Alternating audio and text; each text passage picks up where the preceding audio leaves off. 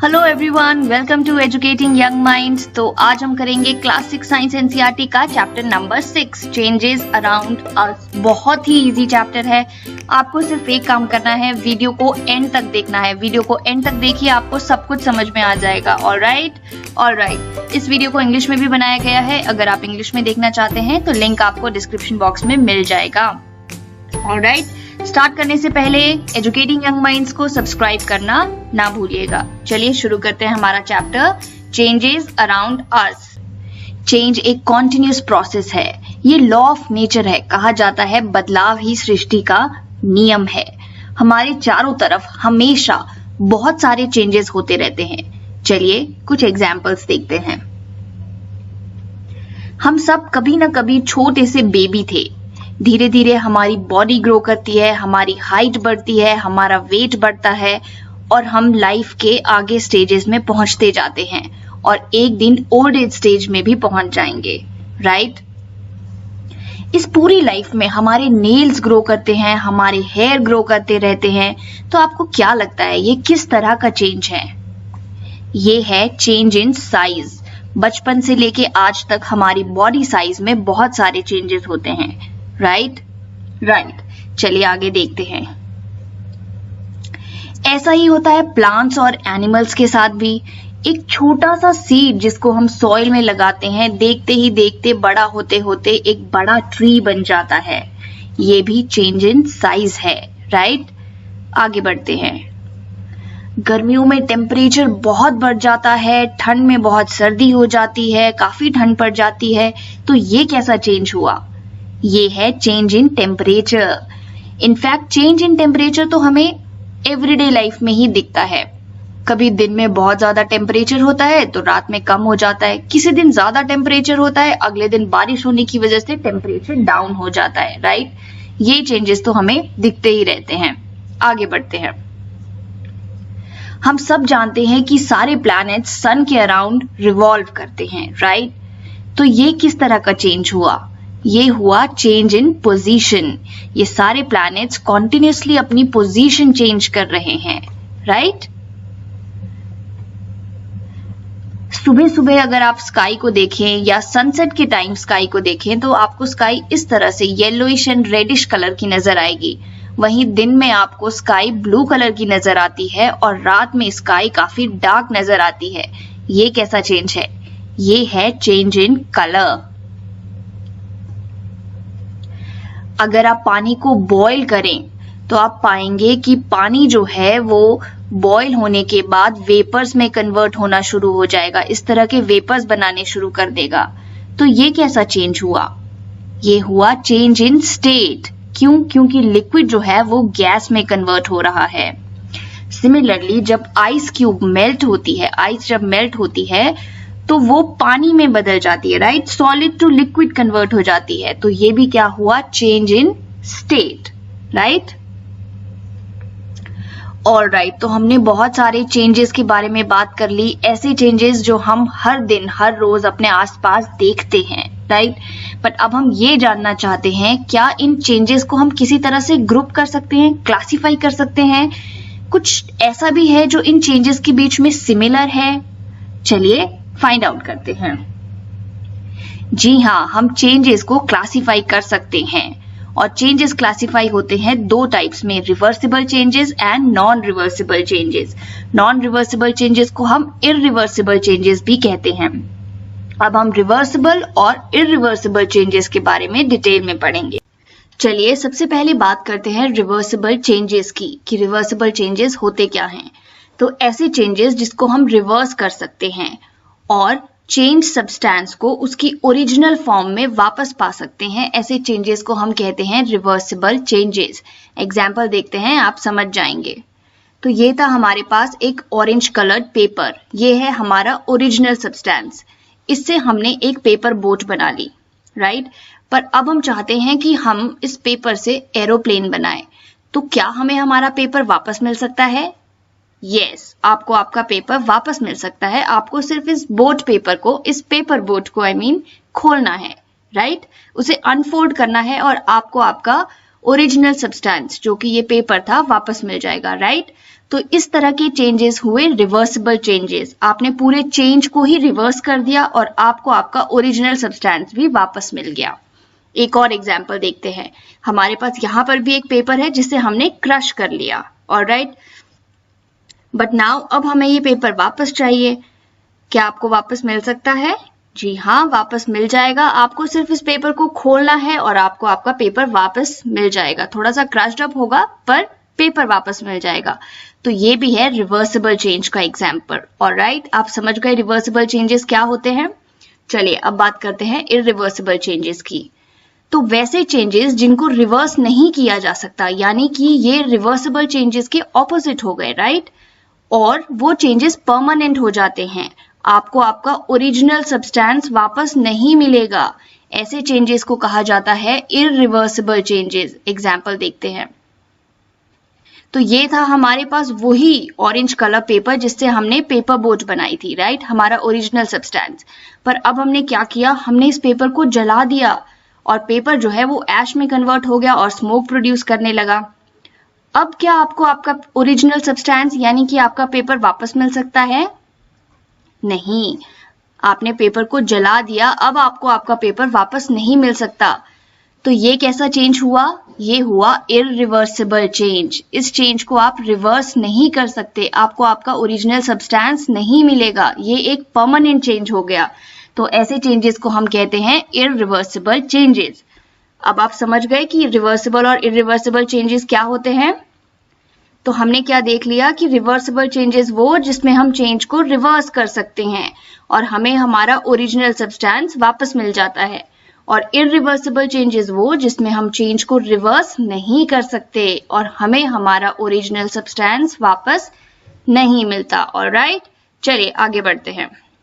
Okay, तो हमने reversible और इररिवर्सिबल चेंजेस समझ लिए। अब हमारे पास कुछ एग्जाम्पल्स हैं रिवर्सिबल और इररिवर्सिबल चेंजेस के, ताकि आप इसको अच्छे से समझ जाएं और कभी नहीं भूलें।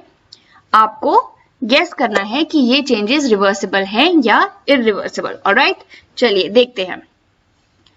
ओके, तो फर्स्ट एग्जाम्पल ये है। ये थी मेरी आइसक्रीम जो हीट में मेल्ट हो गई है। अब मुझे मेरी ओरिजिनल स्टेट वाली आइसक्रीम वापस चाहिए जो मेल्ट नहीं हुई थी। क्या मुझे मिल पाएगी? Of course yes. मुझे बस इसको फ्रिज में रखना है, दोबारा से फ्रीज करना है और मुझे मेरी ओरिजिनल स्टेट वाली आइसक्रीम मिल जाएगी। तो ये कैसा चेंज हुआ? Reversible change, right. चलिए नेक्स्ट एग्जाम्पल देखते हैं। ऑलराइट, तो यहाँ हमने आटे से चपाती बना ली। ओके, तो ये था हमारा ओरिजिनल सब्सटेंस और ये चपाती हो गई हमारा चेंज सब्सटेंस। अब मुझे मेरा ओरिजिनल सब्सटेंस वापस चाहिए, आटा वापस चाहिए। क्या मुझे मेरा आटा वापस मिल सकता है? नहीं। तो ये हुआ इररिवर्सिबल चेंज। इस चेंज को आप रिवर्स नहीं कर सकते। चलिए आगे देखते हैं। ओके, तो एक बर्थडे पार्टी थी और हमने बहुत सारे बलून्स फुला लिए, राइट। पर बर्थडे पार्टी खत्म हो गई। अब हम चाहते हैं हम इन बलून्स को नेक्स्ट ईयर के लिए सेव कर लें। तो क्या हमें वापस से वो बलून्स मिल सकते हैं, नॉन इन्फ्लेटेड वंस, बिना फुलाए हुए? यस, आपको मिल सकते हैं। आपको सिर्फ इन बलून से हवा निकालनी है। तो ये कैसा चेंज हुआ? Reversible change. आपने प्रोसेस को रिवर्स कर दिया। ऑलराइट, आगे बढ़ते हैं। ओके, तो मैंने एक नई पेंसिल और रबर खरीदी, पर रिपीटेड यूज के बाद ये छोटी सी हो गई और इरेजर भी बहुत छोटा सा हो गया। तो क्या मुझे मेरी असली नई वाली पुरानी पेंसिल वापस मिल सकती है? पेंसिल भी और इरेजर? नहीं मिल सकती। ये है इररिवर्सिबल चेंज। इस चेंज को आप रिवर्स नहीं कर सकते। आपको आपकी ओरिजिनल न्यू पेंसिल नहीं मिल सकती, राइट। चलिए आगे देखते हैं। नेक्स्ट एग्जाम्पल है, ये थोड़ा पानी था, हमने इसको आइस क्यूब की जो ट्रे होती है उसमें डाला और फ्रीज कर दिया। पर अब हमें पानी वापस चाहिए, मिल सकता है? यस, मिल सकता है। आपको बस इसको बाहर निकालना है और रूम टेम्परेचर पे रख देना है। तो कैसा चेंज हुआ? Reversible change. आपको आपका ओरिजिनल सब्सटेंस वापस मिल जाएगा। आगे देखते हैं। तो ये ऑरेंजेस थे और इससे हमने बना लिया जूस। अब वापस से ऑरेंजेस चाहिए, मिल जाएगा? नहीं मिल पाएगा। Irreversible change. इस चेंज को रिवर्स नहीं किया जा सकता। आगे देखते हैं। तो ये कुछ दूध से हमने कर्ड बना लिया, दही बना लिया, पर अब हमको दूध वापस से चाहिए। क्या हमें दूध मिल सकता है? नहीं मिल सकता। तो ये भी हुआ इरिवर्सिबल चेंज। इस चेंज को भी रिवर्स नहीं किया जा सकता। आपको आपका ओरिजिनल सब्सटेंस जो कि क्या था, मिल्क, वापस नहीं मिलेगा। हमने शुगर को पानी में मिक्स कर दिया, एक शुगर सॉल्यूशन बना लिया, पर मुझे अब ये शुगर वापस चाहिए, मिल जाएगी? याद कीजिए, यस, हमने चैप्टर 5 में पढ़ा था कि इवेपोरेशन के द्वारा हम शुगर और पानी को अलग कर सकते हैं और हमें शुगर वापस मिल सकती है। तो ये एक रिवर्सिबल चेंज है। ऑलराइट, चलिए आगे देखते हैं। ऑलराइट, तो यहाँ हमने कुकिंग करके कुछ डिशेस बना ली। डिशेस बनाने के बाद क्या अब हमें वापस से ये इंग्रेडिएंट्स मिल सकते हैं जिससे हमने ये डिशेस बनाई थी? नहीं मिल सकते ना। तो ये भी क्या हुआ, इरिवर्सिबल चेंज। ऑलराइट, तो ये हमने आटा गूंदा और हमने कुछ रोटियां रोल की, ठीक है, बेलन से बेल दी, पर हमें इन रोटियों की शेप पसंद नहीं आई। अब हम चाहते हैं कि हम इसको दोबारा से गूंदें और इसे दोबारा से इसी डो में मिला दें। क्या हम कर सकते हैं? हाँ, हम कर सकते हैं। ये एक रिवर्सिबल चेंज है। आपने अभी रोटी बनाई नहीं है, सिर्फ उसे बेला है, तो आप दोबारा से उसको आटे में मिला सकते हैं, आपको आपका आटा वापस मिल सकता है। तो ये एक रिवर्सिबल चेंज हुआ। ऑलराइट, आगे बढ़ते हैं। तो जब भी हम अगरबत्ती जलाते हैं उससे एशेज और गैसेस प्रोड्यूस होती हैं, राइट? तो एक बार अगरबत्ती जल गई तो क्या आपको आपकी अगरबत्ती दोबारा मिल सकती है? नहीं मिल सकती। ये इरिवर्सिबल चेंज हुआ, राइट? आगे देखते हैं। तो जो फ्रूट्स होते हैं पहले कच्चे होते हैं, थोड़े और पकते हैं और उसके बाद सड़ने शुरू हो जाते हैं। तो एक बार एक रॉटन फ्रूट से, एक सड़े हुए फ्रूट से आपको वापस से वही कच्चा फ्रूट मिल सकता है? नहीं मिल सकता ना। तो राइपनिंग ऑफ फ्रूट भी हुआ irreversible change, right? Alright, okay guys, तो हमने बहुत सारे एग्जांपल्स देख लिए रिवर्सिबल और इरिवर्सिबल चेंजेस के, और अब मैं प्रिटी श्योर हूं कि आपको बहुत अच्छे से समझ आ गया है कि रिवर्सिबल और इरिवर्सिबल चेंजेस क्या होते हैं, उनमें क्या डिफरेंस है। ऑलराइट, ठीक है, तो अब हमें एक और टॉपिक करना है जो कि है एक्सपेंशन एंड कॉन्ट्रैक्शन। चलिए देखते हैं एक्सपेंशन और कॉन्ट्रैक्शन क्या है। तो जब भी हम किसी ऑब्जेक्ट को हीट करते हैं तो वो अपने साइज को इंक्रीज कर लेता है, इट एक्सपैंड हो जाता है, और इस प्रोसेस को हम कहते हैं एक्सपेंशन। और जब भी हम उस ऑब्जेक्ट को कूल करेंगे तो उसका साइज क्या होगा, डिक्रीज हो जाएगा, और इस प्रोसेस को हम कहेंगे कॉन्ट्रैक्शन। तो हमने क्या समझा कि जब भी हम किसी ऑब्जेक्ट को हीट करेंगे, ऑन हीटिंग, क्या होगा, एक्सपेंशन, और जब कूल कर देंगे, ठंडा करेंगे, तो क्या हो जाएगा, कॉन्ट्रैक्शन। कॉन्ट्रैक्शन यानी वो कॉन्ट्रैक्ट हो जाएगा, सिकुड़ जाएगा, it will decrease in size. Alright, alright, तो अब आप सब सोच रहे होंगे कि हम तो रिवर्सिबल और इरिवर्सिबल चेंजेस के बारे में बात कर रहे थे, तो ऑल ऑफ अ सडन हम ये एक्सपेंशन और कॉन्ट्रैक्शन के बारे में क्यों बात कर रहे हैं? ऐसा इसलिए क्योंकि एक्सपेंशन जो है वो भी एक रिवर्सिबल चेंज है।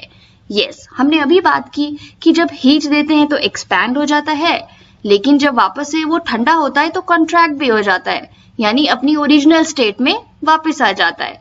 तो यानी कि ये कैसा चेंज हुआ, रिवर्सिबल चेंज। इसीलिए हम एक्सपेंशन और कॉन्ट्रैक्शन के बारे में पढ़ रहे हैं।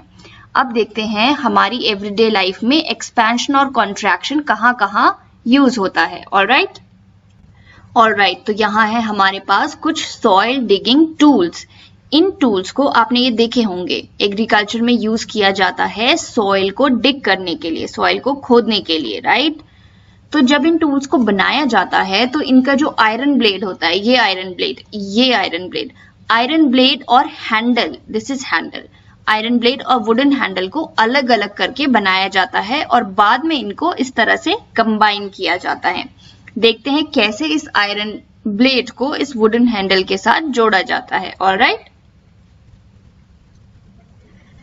ओके, तो क्या आप इस आयरन ब्लेड पे ये जो रिंग प्रेजेंट है इसे देख सकते हैं? यहाँ पर ये जो रिंग प्रेजेंट है, इस रिंग को जो आयरन ब्लेड पे प्रेजेंट है थोड़ा स्मॉलर बनाया जाता है, थोड़ा साइज में छोटा बनाया जाता है एज कंपेयर टू इस वुडन हैंडल के डायामीटर से, राइट? तो जब ये इससे छोटा बनाया गया तो अब हम इसको इसमें फिक्स कैसे करेंगे? ये तो छोटा है, इसके लिए हम क्या करते हैं, इस आयरन रिंग को हीट करते हैं। ऑलराइट। जब हम हीट करेंगे तो क्या होगा, ये रिंग जो है वो एक्सपैंड कर जाएगी, अपने साइज में इंक्रीज कर जाएगी। तो उससे क्या होगा, हैंडल जो है वो इजीली, ये जो हैंडल है, अब हम इस हैंडल को इजीली इस आयरन रिंग में फिक्स कर सकते हैं, राइट। आसानी से फिट हो जाएगी। और जैसे ही रिंग कूल डाउन होगी या हम उस पर पानी डालेंगे और उसे ठंडा कर देंगे तो क्या हो जाएगा, कॉन्ट्रैक्शन हो जाएगी, रिंग सिकुड़ जाएगी, छोटी हो जाएगी। और उससे क्या होगा, ये रिंग जो है वो इस हैंडल में बहुत ही टाइटली फिक्स हो जाएगी, वो कॉन्ट्रैक्ट हो गई ना अब। तो इस तरह से इन दोनों को जोड़ा जाता है आपस में, ताकि वो हैंडल और जो आयरन ब्लेड है वो टाइटली एक दूसरे के साथ जुड़ जाएं। चलिए एक और एग्जाम्पल देखते हैं। तो ये जो वुडन व्हील्स होते हैं, लकड़ी के पहिए होते हैं, उनके चारों तरफ एक मेटल की रिम होती है। ये मेटल रिम है, आप देख सकते हैं ये, ऑलराइट।